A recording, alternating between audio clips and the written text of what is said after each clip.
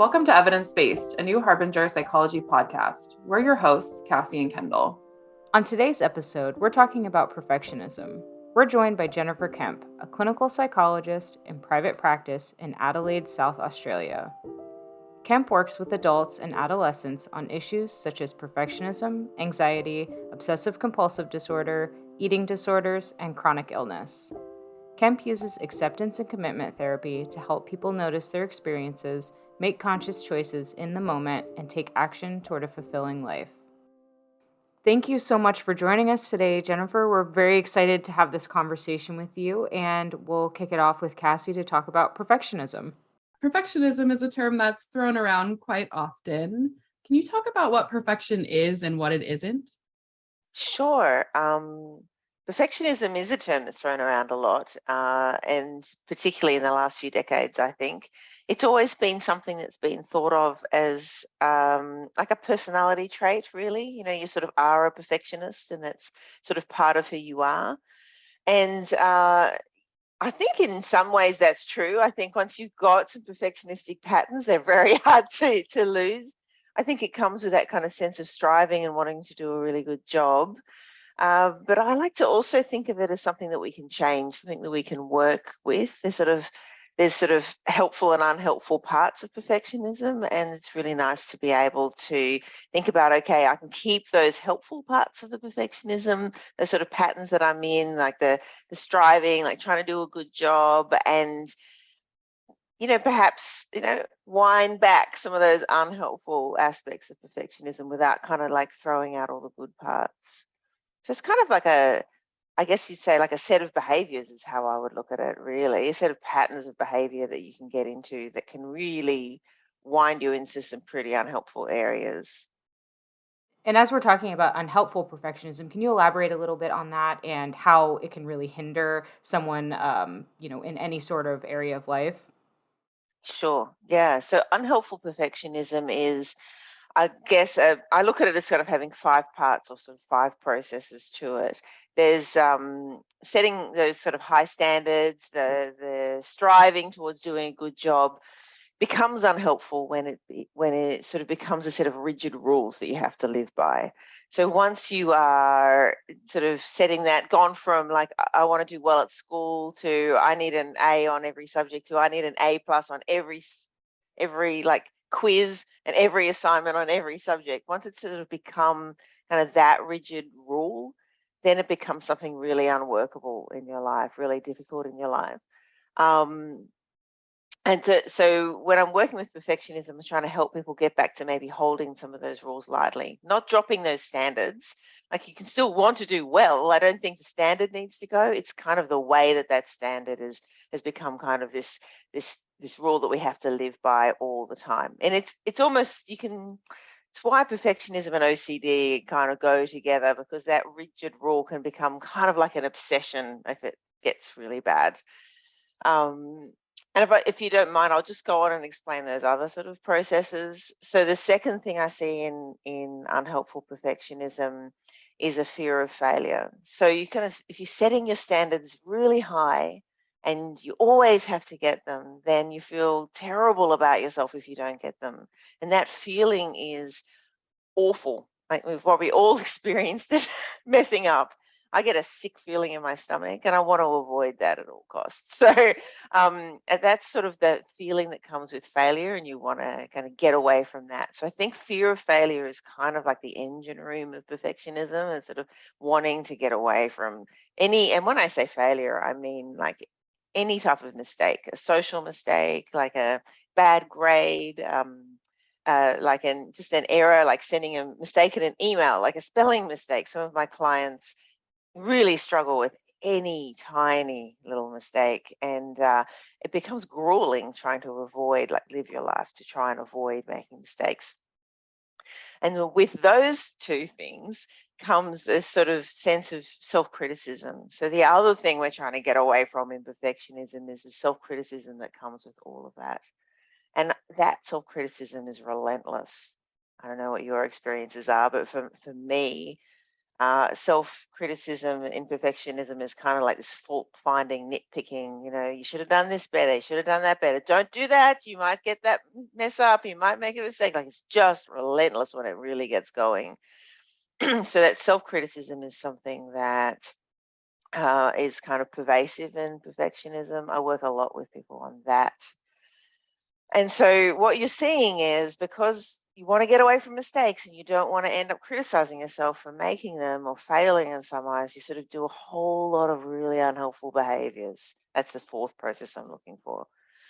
So a whole bunch of unhelpful patterns to try and get away from those sorts of things. So that could be anything ranging from kind of actively trying to avoid mistakes. And I think the stereotype of a perfectionist is that kind of like type A personality, like really working hard, like the overachiever, that kind of thing.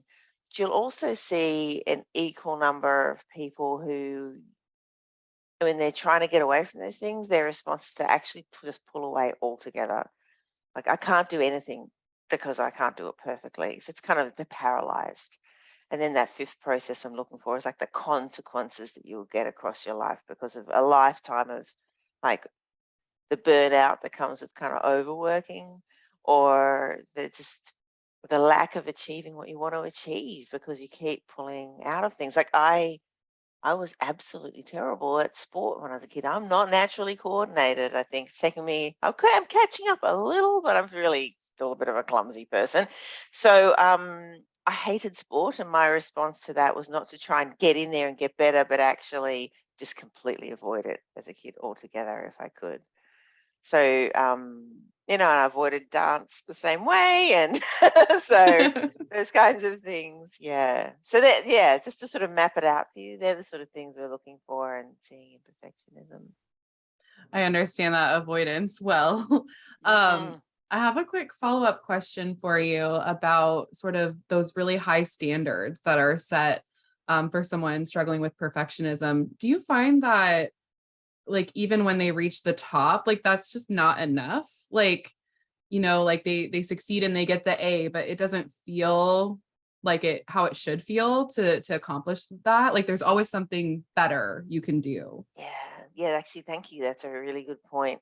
There's this sort of process that happens in perfectionism that within the unhelpful side of it, that when you achieve your goal, then it's like, anyone could have done it. It's sort of tendency to dismiss it. I don't know where that kind of comes from, but you see it all the time. And so, anyone could have done that. I can do better. I should be able to do better. And then just setting the bar higher, which is what kind of leads you to perpetually feel like you're failing, even though you're doing really well. You Mhm. still feel like it's just never good enough, really. Like, it's never quite enough. And just searching to kind of, I think, feel good enough in yourself, really. And if what I achieve is kind of like a proxy for like how I feel about myself, if those two things are linked together, then and I keep raising my standards just that higher and higher and higher, just that little bit higher every time, I'm always going to feel like I'm not good enough as a person. It's crushing, actually. Yeah, and there's never really a celebration of any of the success, it seems No. like. Yeah, absolutely. Yeah, I Yeah. think that's one of the saddest parts of the whole thing, really. You Mhm. see people who are on paper and in life, like hugely successful and just so chronically unsatisfied, chronically hating themselves sometimes. So sad. It is. Um, and I want to ask about perfectionism and how it impacts your relationships, because I feel like there's a lot to talk about there. So can you talk about what that looks like and how it can impact someone's relationship?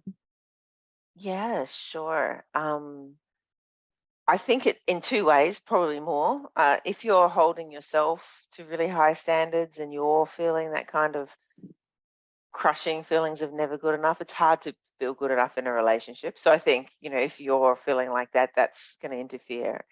And also, if you're holding your partner to some sort of really high standard, or your relationship needs to always look like that kind of romantic ideal, or you've got some sort of vision for how things should be, that's a really hard standard for anyone else maintain or reach, and can leave people feeling like they're never good enough for you. And in romantic relationships is kind of how I hear the question. But if you think about it, it's also if you have a boss that is just got really perfectionistic, your relationship with them can feel like you're never good enough for them and they're always unsatisfied with you. If it's, the parents to a child, if you're, and one of the reasons why I love this topic so much is because I've struggled with being perfectionist myself. And my husband has told me that it's okay to say that he's also a perfectionist. So he's, so like, can you imagine? And we're both psychologists. So, our poor children, honestly. And I think I see some aspects of perfectionism in them too, and I've really tried to work on that relationship so that they know that they're good enough for me. That I'm not constantly trying to make them better or have them meet my ideals. I don't think I've done that perfectly. I'm sure I've given them like that "couldn't you do better" message at times, but really tried to work on that, because the last thing I want is for them to go through life like I've gone through my life, just constantly feeling like that dissatisfaction and sort of pushing myself in really unhelpful ways. Yeah. So it affects relationships of all kinds, I think. That kind of, particularly the standards that you hold for other people, can be really, yeah. And of course, we learn them from our parents too, right? Or from our teachers too. So partly that's my dad likes to say to me, like, "Oh, you've written a book about perfectionism." Like, "I'm so sorry, you must have got it from me." So It comes from somewhere. like, "Your dad, yeah." Kind of. It's really interesting, your own personal experience with perfectionism, because when I was told by my therapist that I might have some work to do with perfectionism, it never occurred to me that would be something I was struggling with, because I have always viewed perfectionism as having to be really good at something or excel at something, and I never feel like I do those things, but I'm constantly working to achieve them. So it kind of like flipped my understanding of perfectionism upside down a little bit. Um, but one of the things that did make a lot of sense to me was that the through line with perfectionism is control. And I wondered if you could talk about that, and what role does control play in perfectionism? Yeah, sure. Control is very subtle. I think if we're just thinking back to, we were talking about relationships, trying to control others is obviously really trying to make sure everyone else is achieving to a sort of perfect standard is quite toxic if you have that in a manager or in a parent or something like that. But if you hold those standards, your own parent as well, right? So if you're holding those standards for yourself, you're trying to control your own behavior to get a certain outcome. The other, that's very common in perfectionism. Absolutely, I must, check this work, and I must control the outcome that of this work. So I'm trying to kind of control to make sure that I don't fail, to make sure that I don't end up in a position where I'm criticizing myself. We're also really trying to control our inner experiences. That's where we always kind of end up in conversations I'm having with people, because what we're trying to, like, we're running, fighting, and hiding from is that sick feeling in the stomach, that kind of lurching or clenching feeling that you might get when you feel like I've made a mistake. And I think it's a lot of that is shame. Humans will do a huge amount to avoid feeling any kind of shame. Like, we'll go to great lengths. That is one of the hardest emotions that we have. And it's not just an emotion. Like, shame is that kind of feeling sad or feeling embarrassed that we've made a mistake, and the thoughts that go with it, like, I've made this mistake because there's something wrong with me. So it's a very deeply personal kind of experience. So yeah, we're actually trying to control how we feel, trying to control our emotions, trying to control the outcome of what we do. You're right, and that control is that through line. It's that, I guess, what you're often trying to see. Even by avoiding something altogether, we're trying to control the outcome, right? Because I can't fail if I don't participate. Um, Yeah, so I guess it's there right the way through. And as a follow up to control, because, as we're talking about perfectionism, having kind of your hands in things and making sure that it's going the way that you feel comfortable, why would vulnerability be so scary for somebody who suffers from perfectionism to not have that sense of control or handle over the situation? Yeah, well, vulnerability is hard for most people, isn't it? Yeah. Yeah. Straight off the bat. Um, well, it's hard to be vulnerable because how you feel about yourself is dependent on your performance. It's dependent on kind of what people will see of you. So I'm thinking like linking those sort of things together. We're trying to control the outcome so that we make sure that we feel okay about ourselves, that we have achieved enough. And somehow that standard has got kind of really rigid, really rule oriented. Then we need to uh, like being vulnerable means looking like other people potentially seeing us as a failure.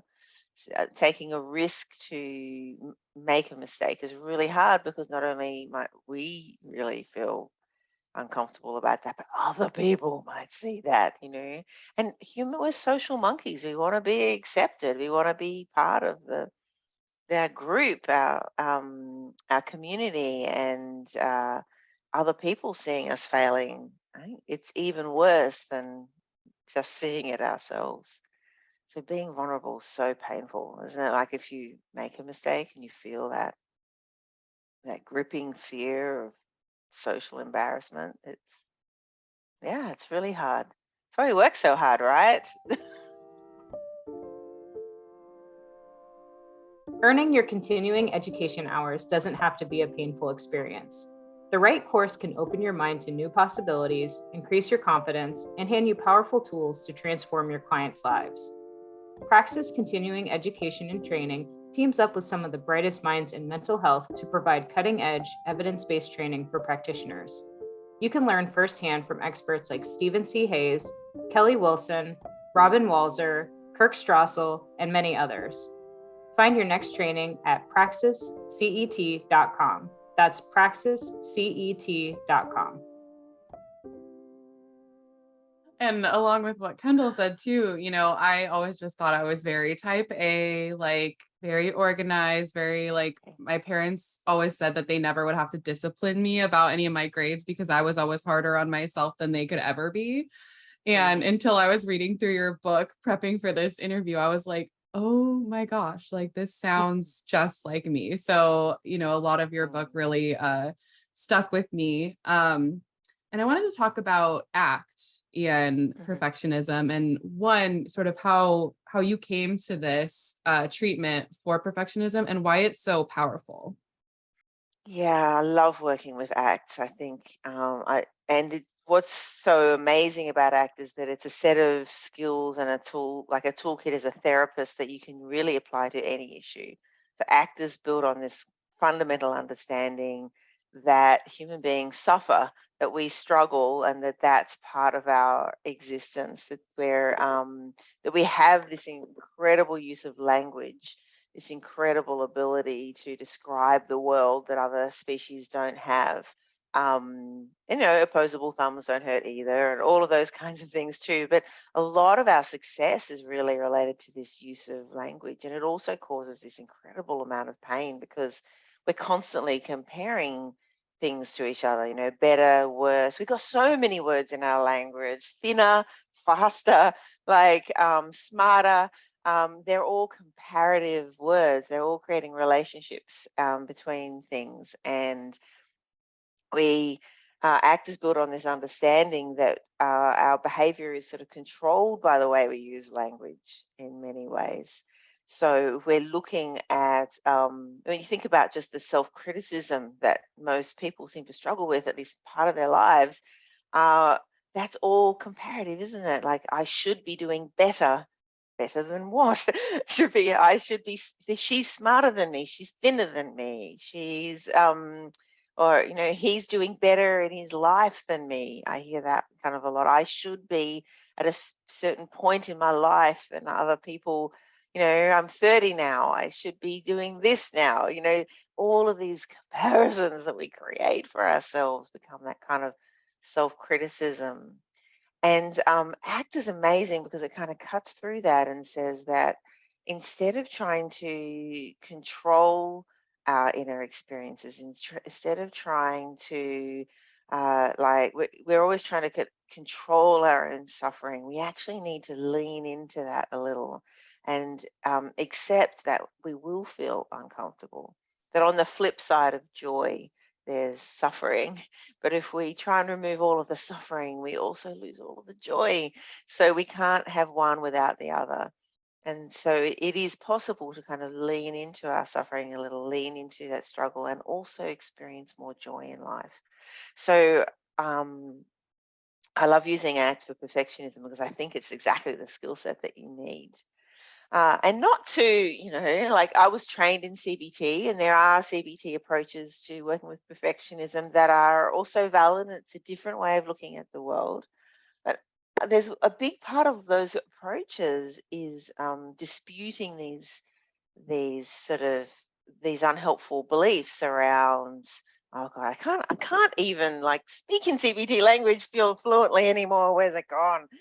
Sorry, it's coming to me. The words will come to me. They're looking at the rules that we set for ourselves as sort of rigid, irrational beliefs, and that we need to challenge those. My argument is that I've never met a perfectionist who in the end has ever really changed their thinking. I don't think you can change your thinking. I think you can learn to steer it. I think you can learn to introduce like maybe some more positive things to think about and orient your world towards what's important to you. So you're thinking about and pursuing those things. You can't actually control your thinking and stop your thoughts. We have like 70,000 thoughts a day or something. So and you just can't be tracking them all. So, what I do think that CBT is doing there, though, in challenging those beliefs, is taking this idea that you like just sort of separating yourself from your thoughts and being able to look at them and say, they're things that I think, but they're not necessarily true or anything I have to do anything about. In ACT, we call that diffusion. So we trying to develop a perspective on our thoughts that yes, we might have a busy mind and we might be thinking these self-critical things. We might be really worrying about making mistakes, and that might be a really strong theme in our thinking. But we don't actually have to do anything about the thinking. What we need to think about is how we respond to that, right? Like what we do in our lives that really matters. So ACT is also very oriented around values. It's a big part of the book. There's a whole chapter on sort of just trying to unpick really what is important to you, trying to funnel, like a sifting process to sift out those kinds of key things. And they always, honestly, if we just cut to the chase, it's like connections with other humans, whether that be in loving relationships or children or family or colleagues and friends. Connections are always really important to people. I think for people who are perfectionistic, a sense of achievement is often really, really important. Feeling a sense of accomplishment or something like that in their lives. Young people, it might be independence. There's common themes that we have in our values, and ACT is sort of trying to tease them out and trying to orient you towards moving towards what's important to you, even in the presence of uncomfortable thinking, the possibility of failure, the messiness of life, that we can still move towards what's important. Gee, I could talk about that for ages, couldn't I? Well, I thought that was great because I was really curious why you would feel so drawn to ACT versus a CBT style method, and I have to say, kind of comparing both of the modalities, ACT really does come in strongly on that self criticism piece of it, where you're just so hard on yourself about mistakes and failure, and bringing those values back into focus and kind of feels ACT sometimes feels like a hug internally. So it does feel very very well suited for perfectionism.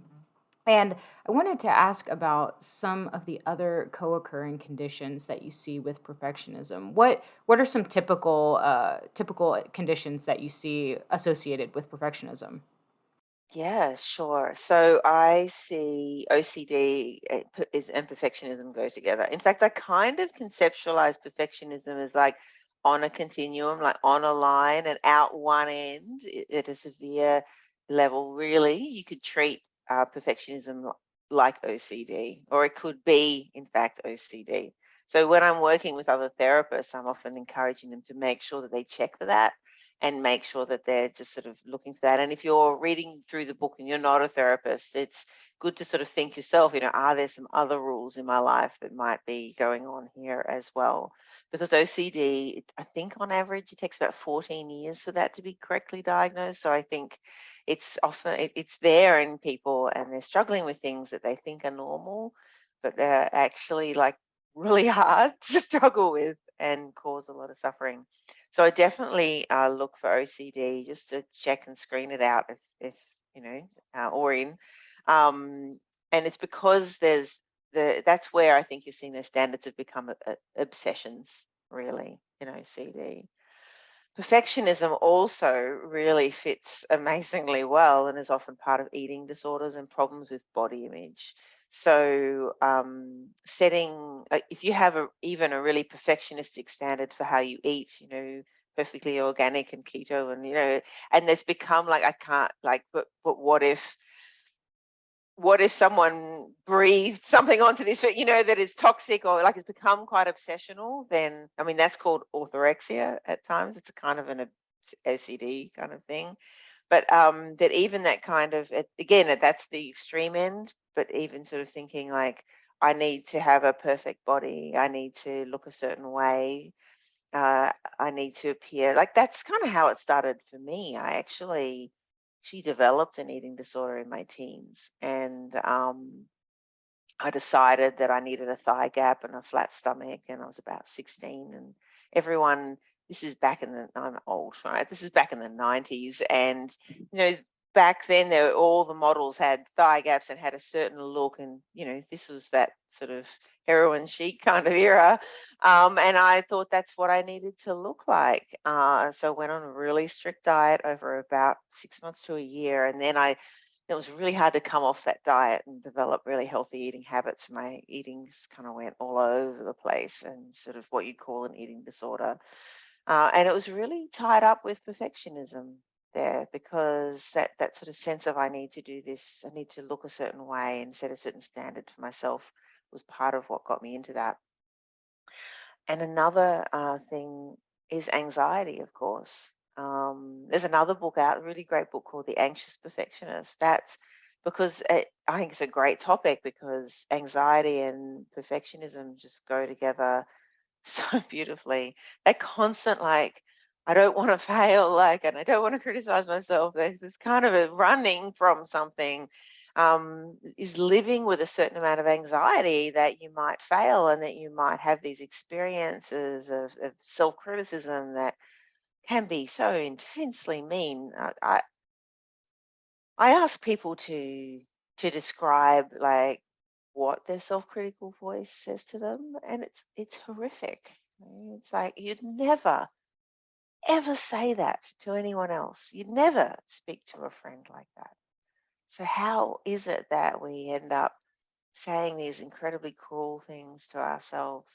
Just getting off track. But you can see that how that would also link to something like depression, that one of the outcomes of perfectionism would be feeling a crushing sense of failure, feeling like you can't do anything right. So depression is kind of when we pull away from the things that are important, when we get sort of stuck, unable to move forwards in our life.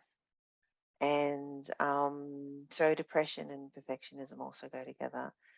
And in fact, it's actually related to a whole bunch of other like diagnosable mental health problems too.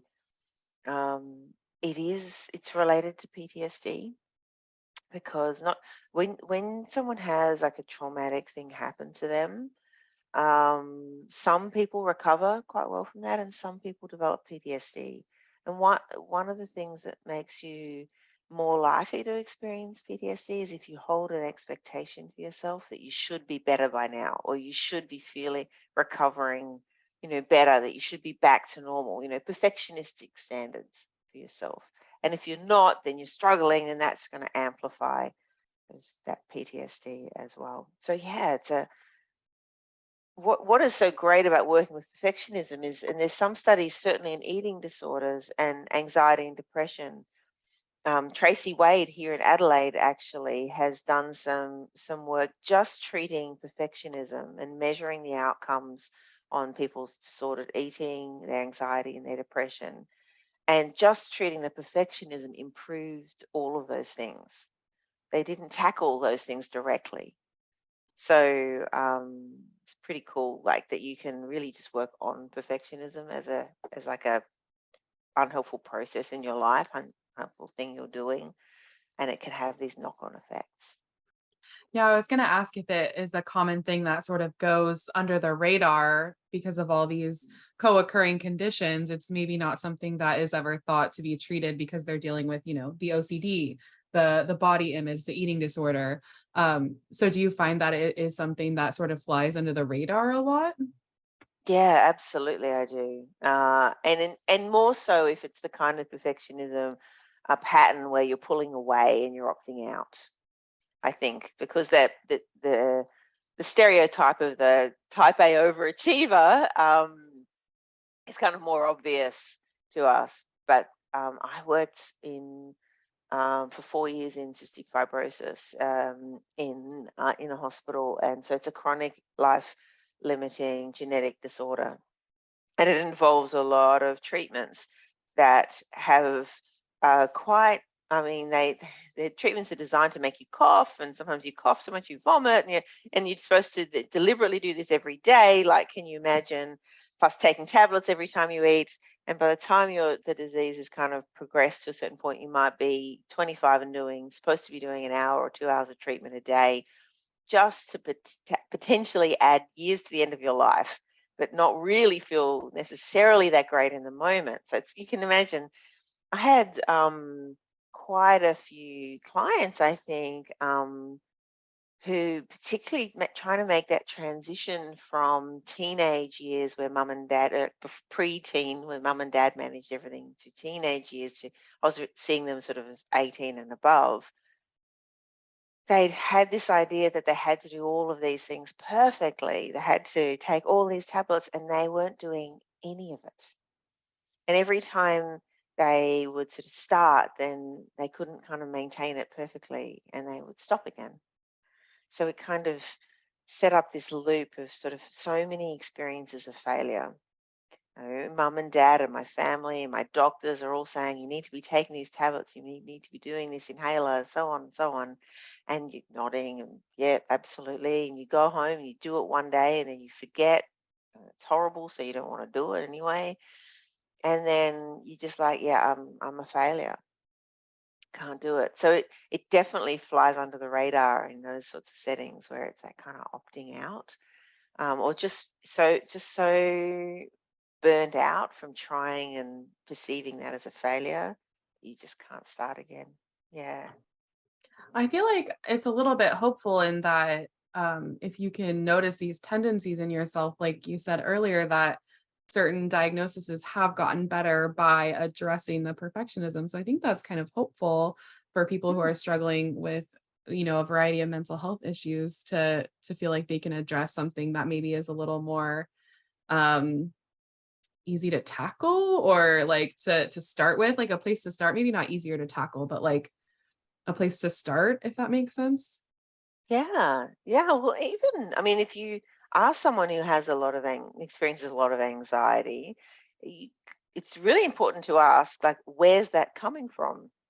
So, and it may be coming from perfectionistic standards that you're holding for yourself, feeling like you're failing, self-criticism, those kinds of things. So, avoiding the things that, might be failures, and pulling out of things in your life. And that's actually the maintaining factor. That's the cause and the thing that's maintaining your anxiety. So, absolutely, like, addressing that is gonna have a great impact on your anxiety. And the other thing that perfectionists do, and I know because I'm a recovering perfectionist, is setting like trying to change these things perfectly, like trying to be perfect at not being perfect. Get what I mean? Like, Mhm. and trying to do sort of fix this problem perfectly too. So you'll often, so what I'm working with, so just, back to that example of these people who are really struggling to do their treatments, we would try and break down their goals into something less perfect. Was it rather than like I need to do my treatment perfectly, or my body needs to look perfect in a certain way, or my way, I need to have a perfect health routine, or whatever the standard is, can I improve, like, can I increase the frequency of the health behaviors that I'm supposed to be doing? Can I look after myself a little bit better? Can I do it a little more often and just continue to build on that? Like, rather than I'm going to be healthy, I'm going to go for a walk every day. It's like, well, the first day it's raining or you forget, like you failed, right? Because the standard is too hard to achieve. So if the standard becomes like, I'm going to see if I can do some walking this week. Let's see how many I can do. And let's see if I can get that into a bit of a routine for me and maybe keep increasing it over time. All of a sudden, we're kind of stepping away from a perfectionistic standard of change and moving into like actually starting to create small changes. Maybe I can only go walking once or twice a week, but that's a lot more than none. So it's a really good place to start. Yeah, It's and I not think perfect. as you're talking about change and going back to ACT a little bit in the concept of flexibility, why is having a flexible mindset really important when it comes to, treating your perfectionism? Yeah. So in ACT, we call that, rather than mindset, we would call that like psychological flexibility. So it's the same thing that I think we're talking about. So psychological flexibility in ACT is this idea that we can experience everything in our lives, the good and the bad, that we can hold it kind of lightly. We can hold ourselves lightly, like not have to have rules about ourselves. And then we can move towards what's important in the presence of all that, like the discomfort and the joy and all of it, that we can move towards what's important. So psychological flexibility is kind of at the heart of all of everything we're working on in ACT, being able to experience discomfort and still take action at the same time, rather than experience discomfort like the shame, embarrassment, or something like that, and not be able, and run, fight, or hide from that feeling. So we want to be able to move. I mean, it's called actors called acceptance and commitment therapy. The word acceptance is tricky, but we are moving towards acceptance. A lot of people hear the word acceptance like I've got to tolerate it, put up with it, I've got to kind of make the best of a bad thing, but it feels kind of forced and like something that I have to do. So I often, with clients, I never ever use the word acceptance. I actually think, and your listeners might better relate to the word like willingness. Are you willing to feel uncomfortable in the service of living a life that is aligned with what's important to you? So would you be willing to try this new thing or take a risk to make a mistake in the service of being able to, live a better life? So could you go out with friends and share, talk a little more in amongst your friendship group, take a few risks in the service of deepening your connections with people, which is important to you in your life?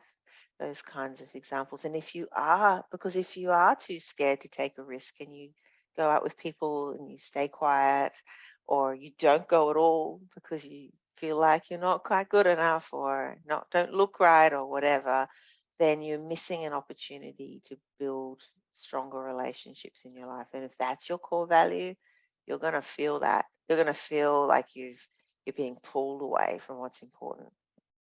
And that feels awful. That's depression right there. Yeah. So acceptance, willingness, that kind of being able to be flexible and and like accommodate uncomfortable feelings. Psychological flexibility or flexible mindset, all the same sort of thing that ACT is working on. And it's right at the heart of what humans need to do, because we're all taught that we need to, like, that we should be able to control our feelings and our thoughts and all the inner sensations that we don't like, just the same as we might control, like, it's cold and I'll put on a sweater, or my car is broken and I'll take it to the mechanics and get it fixed. Like that, we can control our inner world the same as we can control our outer world, but we just can't. So we are still left with those experiences, and being flexible around them is what's important. And as we're talking about why it's important for flexibility or psychological flexibility, rather, in the healing process or in the process in general for perfectionism, I want to talk a little bit about self-compassion and how that plays a role. When going back to when I spoke with my therapist about perfectionism, when she started to introduce that idea to me, the funniest or most ironic part was that I was so hard on myself for not catching it myself, and I kind of defended my position to her, like, "Well, I feel like I should have known this. I have a pretty good handle on things." And so she kind of introed into self compassion, which I thought was a very natural place to go. So I'm very interested to hear your thoughts on that as well. Yeah. Oh, thank you for that question.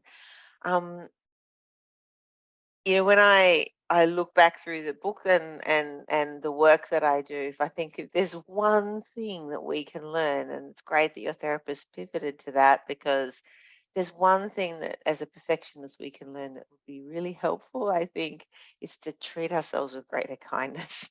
And self-compassion, self-compassion is kind of infused into the ACT model, because it's sort of saying, like, you're just doing what makes sense in that moment at that time, and it's not heading you where maybe in the long term where you want to go, but in the short term it makes sense. This is sort of a pragmatic kind of compassion around that. Like, what you're doing is you're not trying to hurt yourself here. You're just doing what feels natural to try and feel better. And compassion focused therapy and other approaches like that teach even in more in depth, I think, how to find a sense of compassion for yourself in the presence of potential failure, the shame that might come with that, and in particular the self-criticism, I think.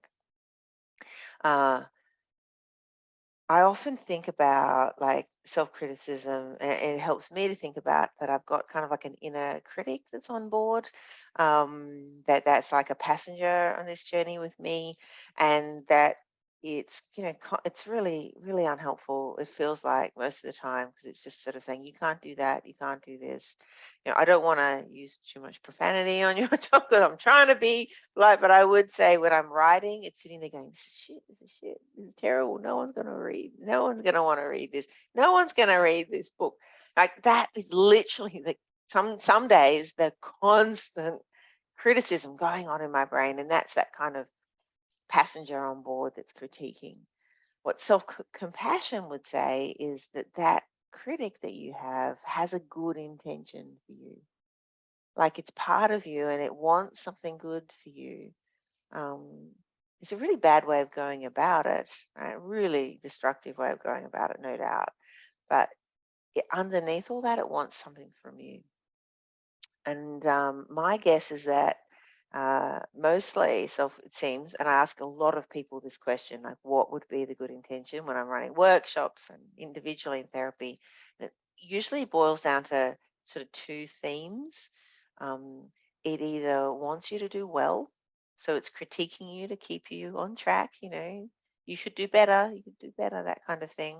It's wanting you to do well, or it's wanting to keep you safe. Like, don't do that because they might judge you, or don't do that because you might bomb out, or your boss will sack you. It's trying to protect you.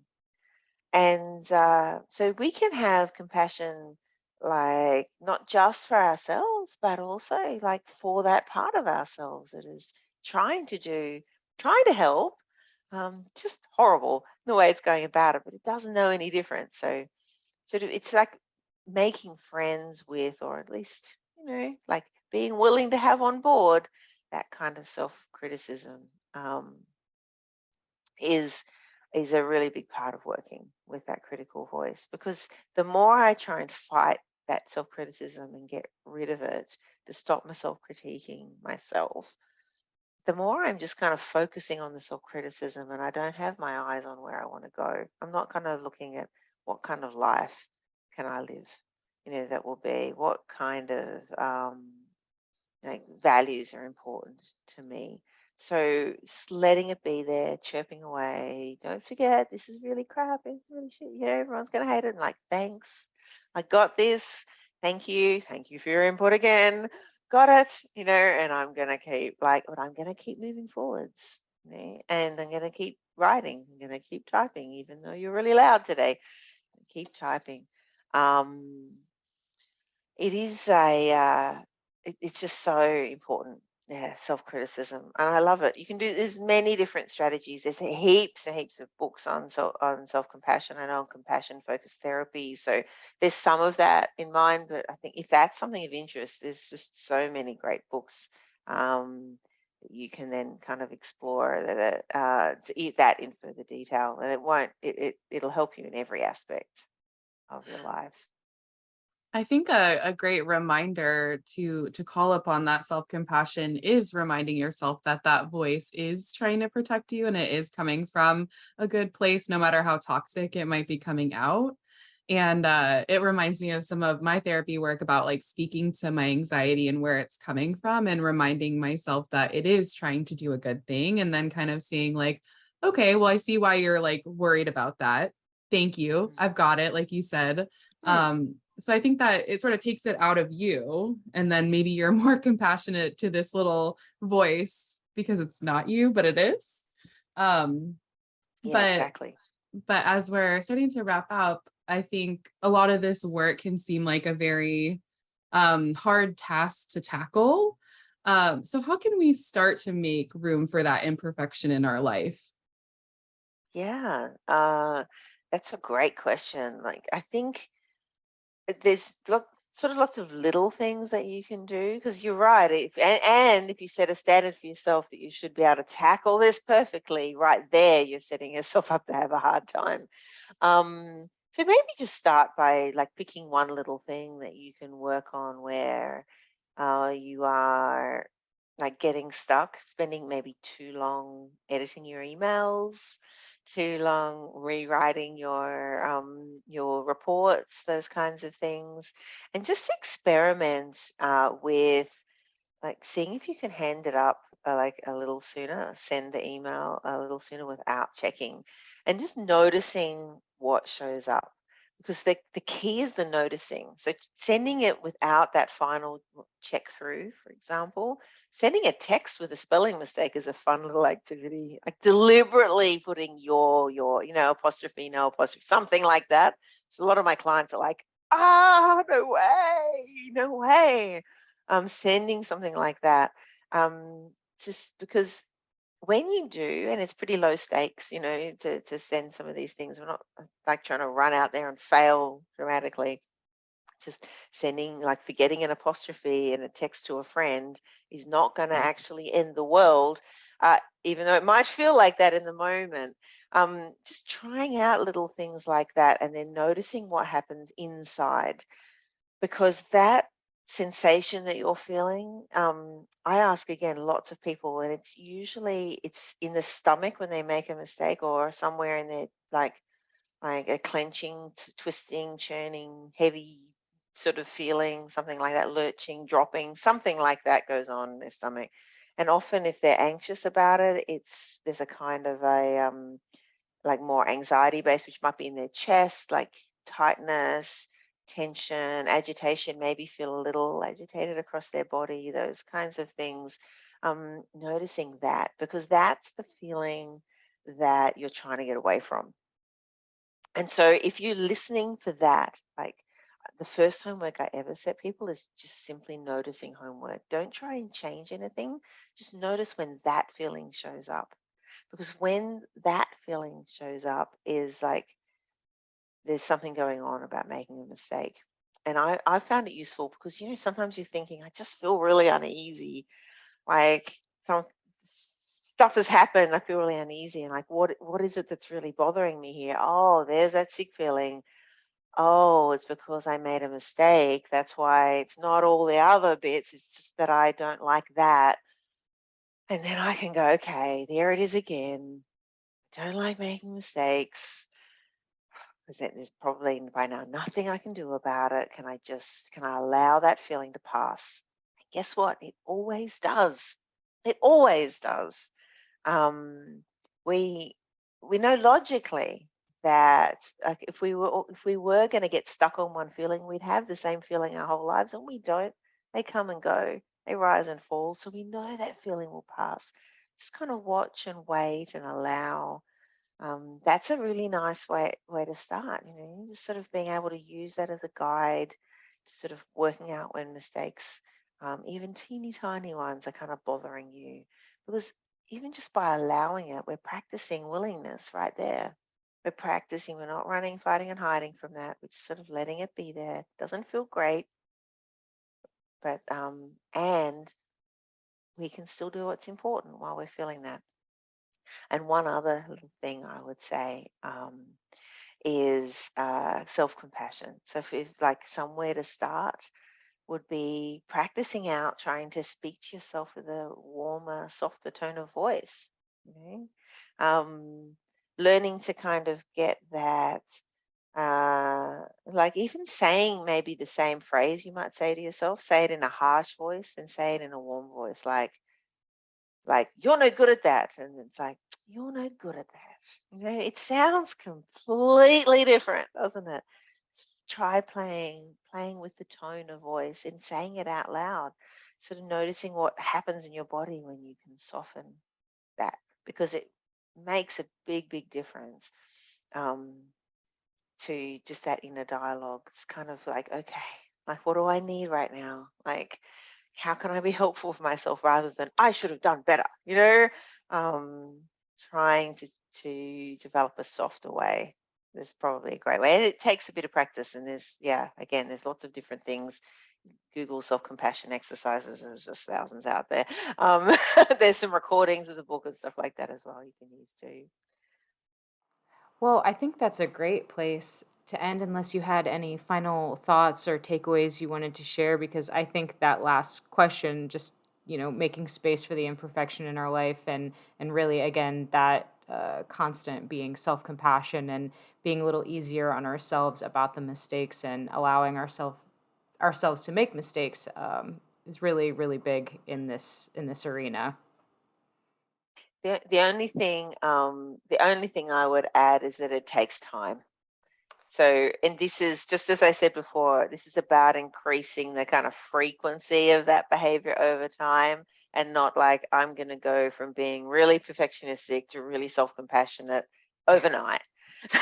I've been working on this consistently. So when I realized, like you, slightly different, like I walked into a workshop and it was on perfectionism, and then that's for me when the penny dropped.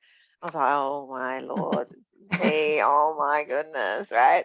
And that was about 2011 or something like that. I've been working on it since, and I still fall into traps with it. So I've been consciously working on this for a long time, and I still get hooked into like, oh, that wasn't very good. And my self-critical voice right now is going, oh, I don't know if I've done a good job on this podcast. Like it's literally just always there. And um, so it's about, I think, gradual progress and that softening and that awareness of what's going on in your body, and that's hard because I think, like any perfectionist, I would rather just leap to the finish line than have to deal with any of the messy middle bit. Yes.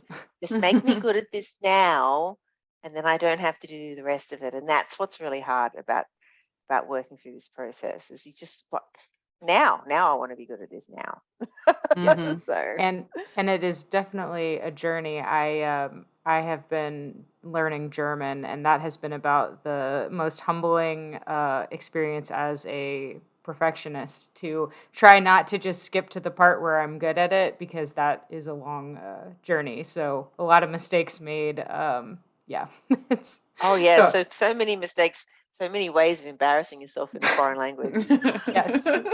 Yes. And I don't need my inner critic to be hard on me because there are plenty of people who will remind me of all the mistakes I've made.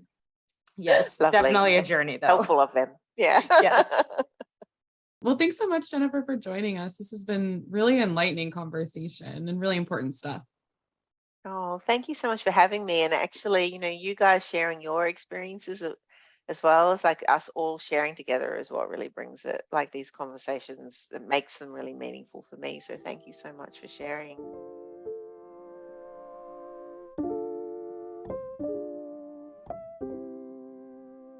If you're a perfectionist, you know there's a helpful upside to pushing yourself toward excellence, achievement, success, and hey, it can be fun and rewarding to work hard. But unhelpful perfectionism can just as easily work against you. It can prevent you from taking risks or trying new things out for fear of failure, judgment, or rejection, cause you to procrastinate, and make you feel like no matter what you achieve, you'll never be good enough. Grounded in evidence-based acceptance and commitment therapy, the ACT Workbook for Perfectionism will help you discover what drives this dark side of perfectionism and develop the skills you need to overcome it without lowering your standards. By leaning into your values and treating yourself with kindness and compassion, you'll learn to put mistakes in perspective without wallowing in self-criticism. Most importantly, you'll find that you can allow for perfectionism without losing your drive to achieve. Visit our website at www.newharbinger.com and use coupon code podcast25 to receive 25% off your entire order. New Harbinger Publications is an independent, employee-owned publisher of books on psychology, health, spirituality, and personal growth. For nearly 50 years, our evidence-based self-help books and pioneering workbooks have helped readers make positive changes to improve mental health and well-being. Founded by psychologists Matthew McKay and Patrick Fanning, New Harbinger is proud to be an employee-owned company. Our books reflect our core values of integrity, sustainability, compassion, and trust. Written by leaders in the field and recommended by therapists worldwide, New Harbinger books are practical, accessible, and provide real tools for real change. Help your clients achieve lasting emotional balance with the DBT Skills Mega Bundle from New Harbinger Publications. This essential collection offers everything you need to effectively deliver dialectical behavior therapy in your practice, including a set of 8 exclusive microskills videos to help improve client motivation and treatment. Visit newharbinger.com for more information. If you enjoyed today's episode, we'd love if you rated, reviewed, and subscribed to the show, and we hope you might share it with anyone who might benefit from the content. This podcast is not a substitute for counseling with a licensed provider.